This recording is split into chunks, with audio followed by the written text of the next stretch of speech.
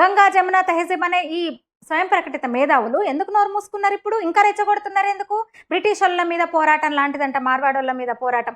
ఏం చేశారు మార్వాడీలు? మొత్తం మార్వాడీలని ఎట్లా అంటారు? తెలుగు వాళ్ళు వెళ్ళి బతకట్లేదా? సూరత్లో ముఖ్యమైన వస్త్ర వ్యాపారులు అందరూ కూడా తెలుగు వాళ్ళే. షోలాపూర్లో, ముంబైలో, సూరత్లో, భివండిలో ఎంతమంది తెలుగు వాళ్ళు బతకట్లేదు, వ్యాపారాలు చేసుకోవట్లేదు? భారతదేశం ఇది. భారతీయ పౌరులు ఎక్కడికైనా వెళ్ళి బతకొచ్చు. ఎక్కడి నుంచో అక్రమంగా వలస వచ్చిన వాళ్ళని ఏమన్నారు మీరు?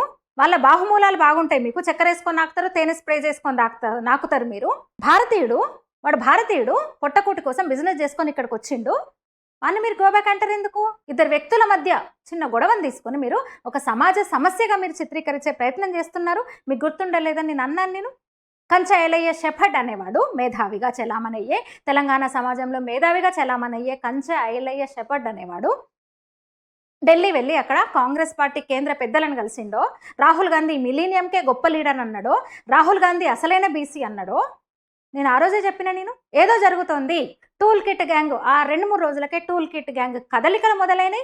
ఈ దేశంలోని సెక్యులర్ లిబరల్ నాయకులను కలిశారు కొందరు వెళ్ళి. తెలంగాణకు కూడా వచ్చింది టూల్ కిట్ ముఠా. అప్పుడే చెప్పిన నేను, ఏదో కుట్ర జరుగుతుంది దేశంలో, ఏదో కుట్రకు మళ్ళీ 6 నెలల్లో ఏదో జరగబోతుంది తెలంగాణలో కానీ దేశంలో కానీ. ఒక పెద్ద కల్లోలానికి వీళ్ళు తెరదీయబోతున్నారు, ఏదో చేయబోతున్నారు, ఏదో ఎవరినో రెచ్చగొడతారు వీళ్ళు అన్నాన్ని వీడియో చేశాను చూడొచ్చు మీరు. అన్నట్టుగానే 6 నెలలు కాదు, కొన్ని రోజులకే ఎలా మాట్లాడుతున్నారు ఒక్కొక్కరు. ఎవరిని తరమాలి? శాంసన్ వంటోని తరమాలి. ఎవరిని గోబ్యాక్ అనాలి? శాంసన్ అంటోని అనాలి. ఎవరిని తరిమి కొట్టాలి సరిహద్దుల దాకా? ఎవరికి బుద్ధి చెప్పాలి? కంచ ఎలయ్య షెఫర్డ్ లాంటోడికి బుద్ధి చెప్పాలి.